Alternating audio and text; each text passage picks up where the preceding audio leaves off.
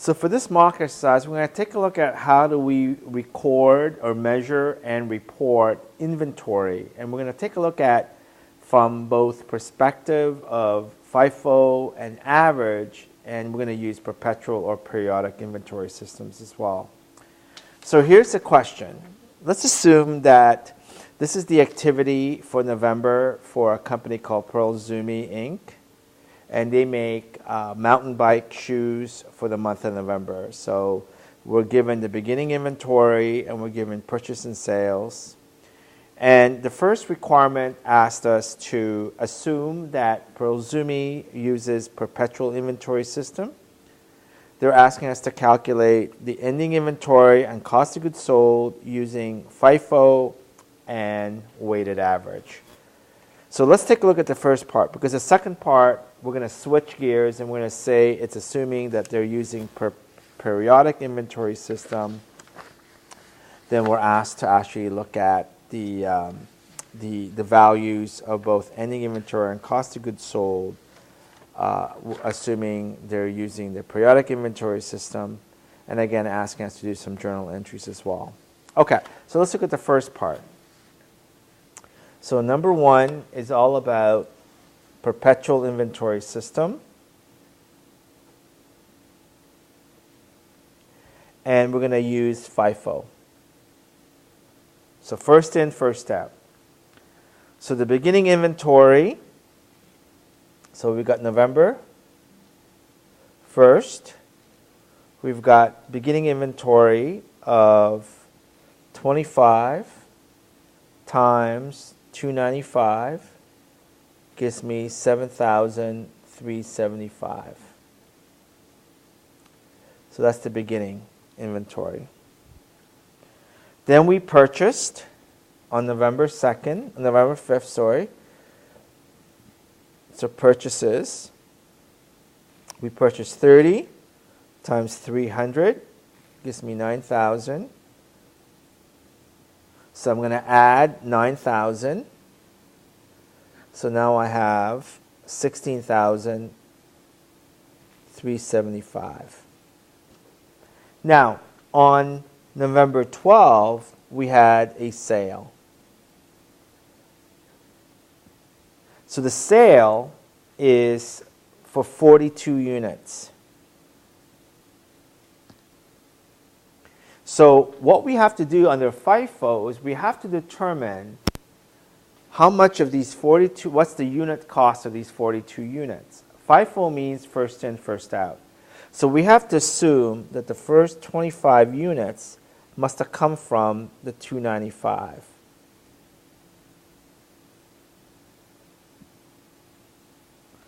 Then we're going to assume that the remaining 17 to make it 42 units must have come from the 300 units.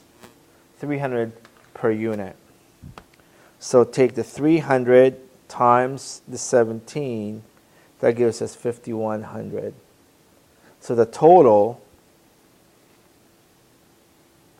is 12,475. The part that you have to remember under perpetual is that you got to keep track of every activity. So on the November 12th, that sale of 42 units, you have to then assess under FIFO, where did these 42, what's the unit cost of these 42? Well, we know under FIFO, first in, first out, the first 25 must have come from the beginning inventory. This is beginning. That's why I'm using the 95, 295. Then that means that the remaining 17 to make it 42 must have come from this purchased. Now, what happens next was there was another purchase on November 19th. Now, let's take a look at this. So we know that the 12, you need to subtract the 12 from the 16 to give us, so 16,375 minus 12,475. This is ending inventory balance. Gives us 3,900. Now, that 3,900 must have come from the remaining 13 units.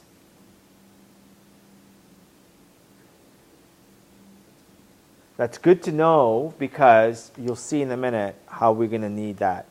So the purchase, this, the 19th, we bought 35 units at 305, so that gives us 10,675.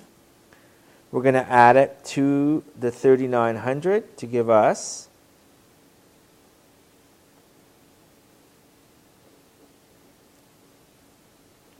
14,575. Now, on the 22nd, November 22nd, we had a sale. We sold how many units? 45 units.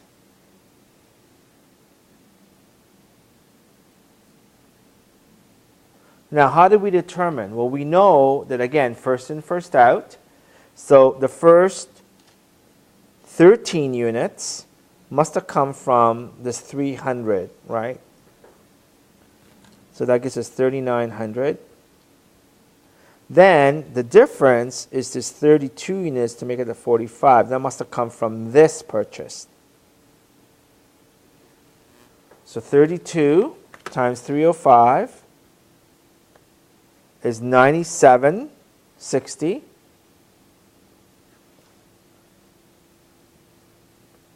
This is 13,660. Okay, so we're going to take 14,575 less 13,660 should give us 915. 915 is made up of how many units? Now we took 32 from 35, so we have 3 units left times 305. That's what makes up the 915. So this is our cost of goods sold. This is our cost of goods sold. The only way to determine the cost of goods sold under FIFO is to be able to look at each step, each acquisition and sale, so on chronological order, and determine the composition of that cost of goods sold. So in this case, the cost of goods sold of 45 units, 13 came from these units that were actually purchased on November the 5th. There were 13 left, so that's the first thing we're going to sell. We're going to record as a cost, and the remaining 32 came from that 35 unit purchase on November 19th. Now, November 25th, we have another purchase of 20 times $310. That gives us 6,200. We're going to add 915 plus 6,200 gives us 7,115. And that number is made up of 3 times 305 plus 20 times 310. So now we need to keep track of that so that we're able to determine the cost of goods sold. Now, the total, so that asks us the question, the total cost of goods sold is going to be the sum of 12,475 plus 13,660 to give us 26,135, and ending inventory is this, 7,115. Now, Part B asks us to record the transactions. So let's do that very quickly. So Part B on November 1st, we're going to debit inventory. Or actually, that was the beginning inventory. So November 5th, we're going to debit inventory, 9,000, credit, I guess it's cash or accounts payable, 9,000. Now, November 12th, we sold 42 units, so we're going to debit AR or cash, 18,900, which is the sale amount, 42 times 450. And we're going to credit revenue. Because this is a perpetual inventory system, we're going to debit cost of goods sold, credit inventory.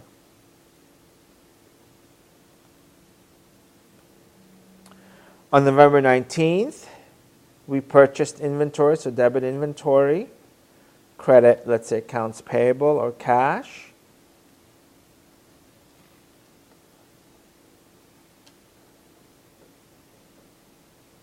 And November 22nd, we sold again, so we're going to debit AR. And that time, we're going to debit AR 45 times 460 to give us 20,700.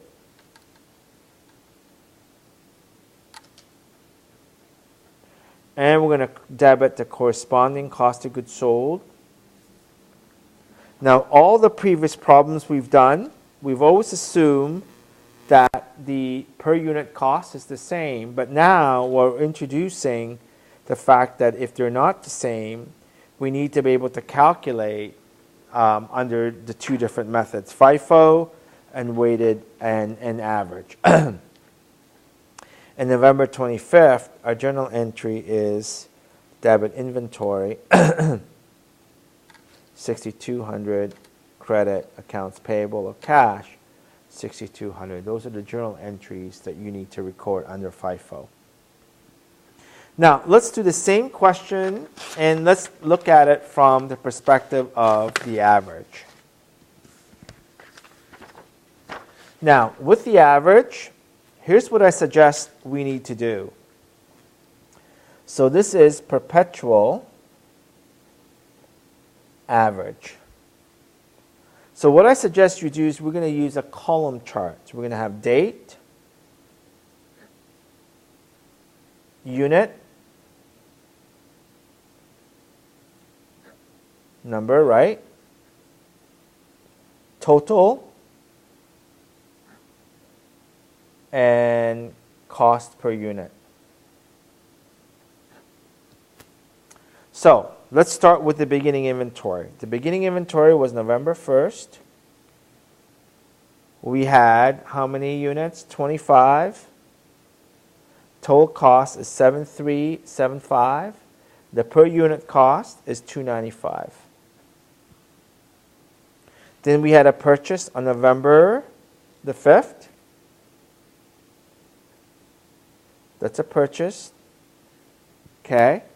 We bought how many? 30. And 30 times 3, this is 9,000. The per unit cost is 300.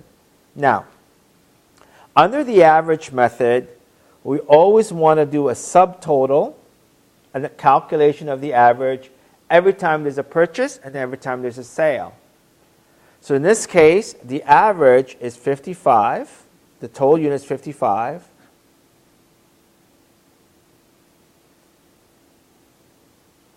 And this is 16,375. And the average is 16,375 divided by 55.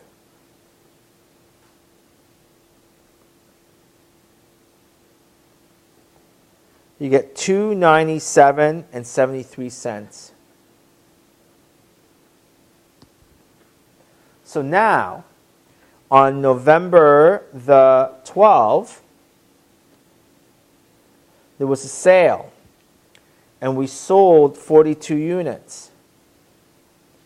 That leaves us with how many units left? 19. Or 13, sorry. Now, how do we determine the average cost of these 42? We're going to use this average cost. So 42 times $297 and 73 cents gives me 12,505. Let's just round it up.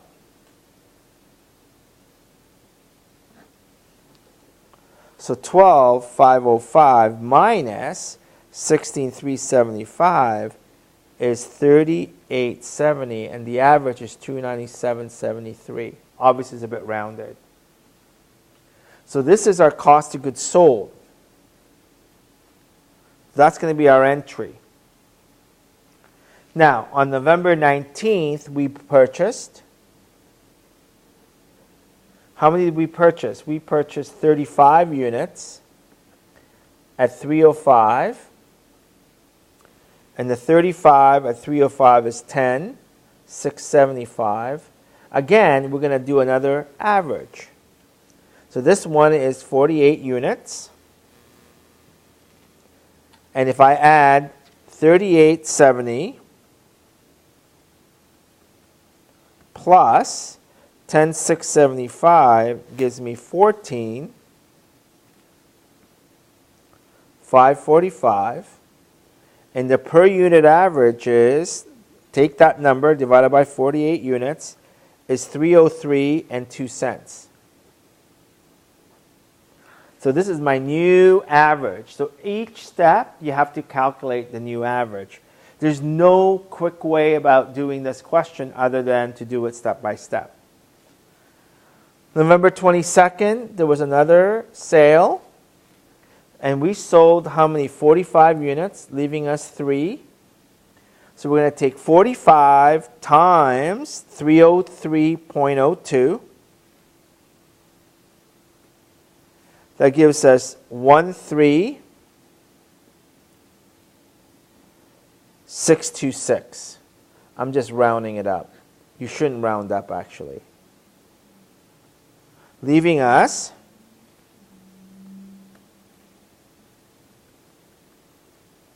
919.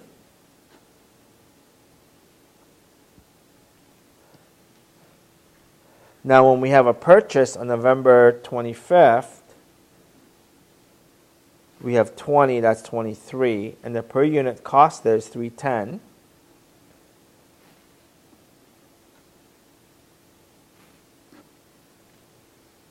So 919 plus 6,200 is 7,119. We're going to divide that by 23 to give us a per unit cost of 309.52. So the ending balance, so this is cost of goods sold.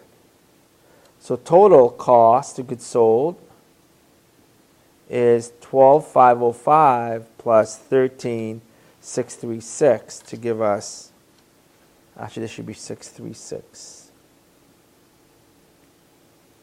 So let me see if I got this one wrong. 14,545 minus 13,636. This is 909 plus 6,200 is 7,109 divided by 23 should be 309.09. Okay.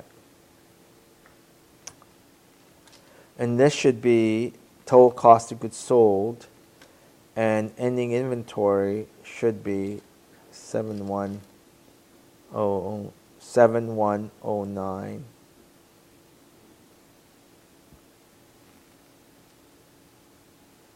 Okay, so under perpetual inventory system, you'll see that the entries, so I'm going to go back to the journal entries that I showed you earlier. So the journal entries are the same. So this is under FIFO. And under the average method, I'm going to use red. You'll see that the entries are not that much different, except the amount obviously is the same. So this will be the same. This will be the same. But the cost of goods sold will be 12,505 under the average method. This will be the same. This will be the same, the sale, but the cost of goods sold will be 13,636. So this will be different. I just want to just highlight the differences.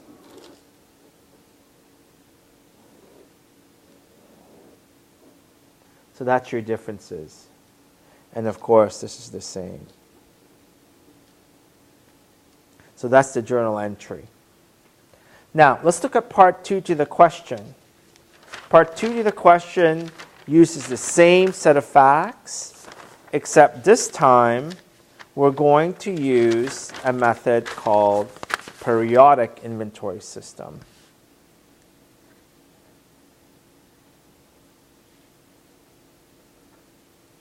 So under the periodic inventory system, we're going to use the equation beginning inventory plus purchases minus ending inventory gives us cost of goods sold.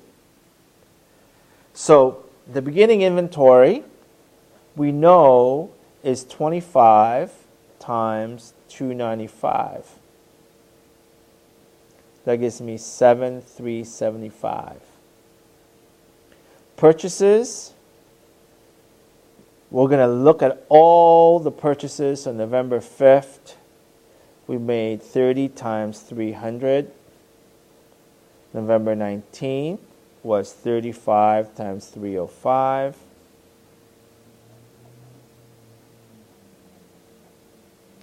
And November 25th is 20 times 310. So the sum of these two gives me goods available for sale.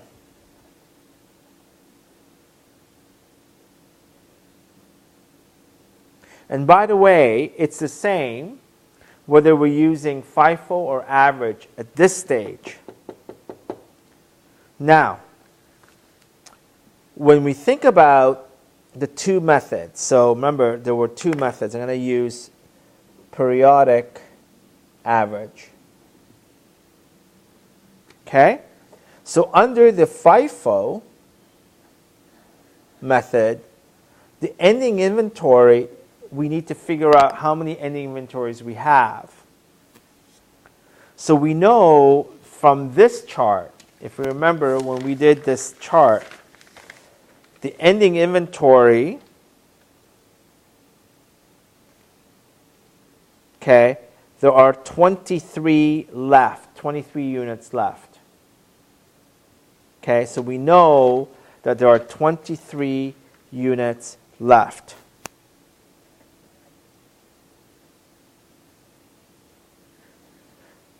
Now, we've got to figure out the 23. Where did it come from? Remember, first in, first out means whatever earlier inventories have been sold. So the 23 must have come from the previous purchases. So this must have come from the November 25th. There are 20 of those units. And the second oldest purchase is November 19th. And that means the three of them must have come from at 305. So 3 times 305 gives me 915. So my ending inventory must be 7115. So if my ending inventory is 7115, my cost of goods sold available is 33250, then cost of goods sold is going to be the difference between the two, which is gas, goods available for sale, minus ending inventory to give me 26135.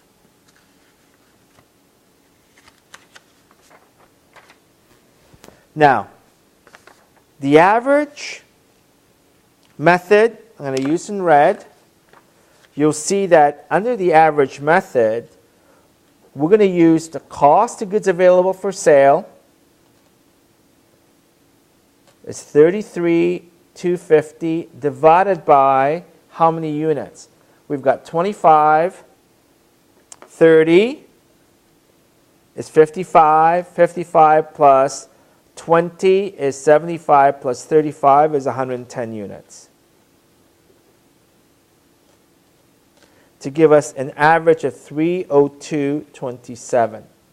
So under the FIFO, under the average method periodic, we have to look at all our purchases and the beginning inventory to determine the average, 302. And we're going to use that to establish ending inventory. We know we have 23 units times 302.27. And cost of goods sold must be 33,250 minus 6,952, or we could take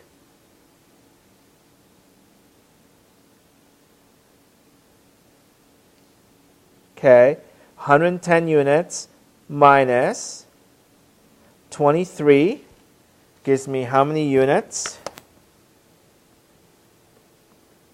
I sold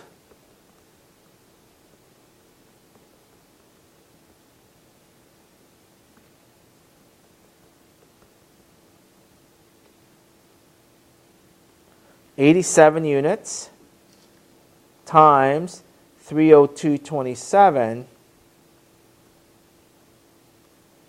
gives me 26,298. So there's two ways to get at to the same number. Either you take the ending inventory, calculate it, and then subtract it from goods available for sale, or you determine how many units were sold. There were 87 units sold.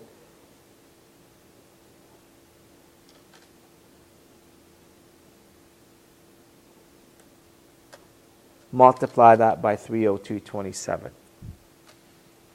Now, let's look at the journal entries under the periodic inventory system.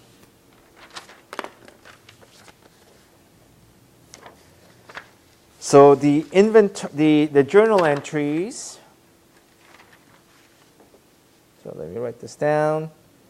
So this is FIFO, average, and this is periodic. So the journal entry is when there's a sale, so the purchases is, the first one was a purchase, right, November 5th. We're going to debit purchases, 9,000. Credit, let's say accounts payable or cash, 9,000. And that's the same here for the average method. So it doesn't matter. The purchases are not, it's not going to matter. On November 12th, there was a sale. So debit AR or cash, credit sales for 18,900. That's the same here too, right? That's the same here. It doesn't change. Then on the third one is November the 19th. We had a purchase. And that one we purchased 35 units at 305. So it's going to be debit purchases, credit accounts payable,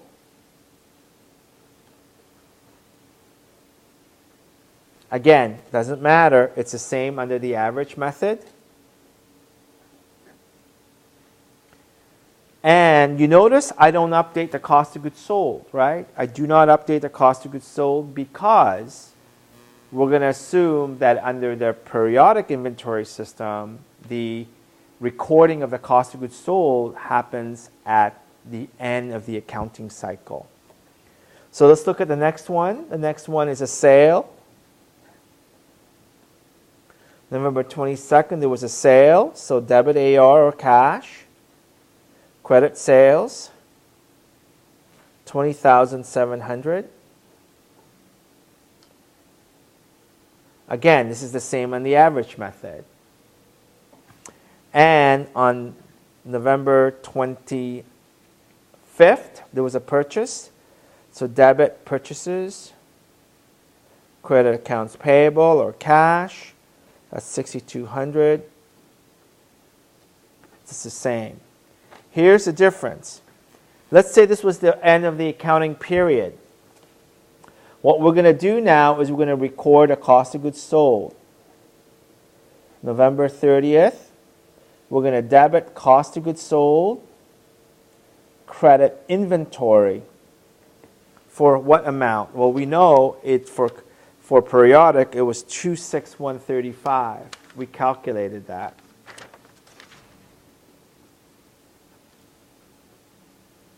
Now, under the average method, I'm going to use red. You'll see that it was 26,298. So the difference here is that under the average method, the same set of journal entries under the periodic inventory system, but it's only at month end, in this case November 30th, where we have to figure out how much cost of goods sold needs to be recorded to match against the revenue that's recorded in the month of November. And to do that, we actually have to do a separate calculation that allows us to calculate the total goods available for sale. Then we have to determine how many units were remaining at the ending inventory, and in this case there was 23. Under the FIFO, we've got to look at the most recent purchase and use those values to determine the ending inventory values, so that the cost of goods sold is just the difference between goods available for sale minus ending inventory. But under the average method, you'll see that we have to look at the goods available for sale divided by the number of units. So the number of units is 110 units. That gives us the per unit average cost, and we're going to use that average cost to assess measure the ending inventory and the cost of goods sold. And only in journal entry purposes, the only difference is really the amount that's recorded as the cost of goods sold and debit cost of goods sold and ending inventory. Thank you.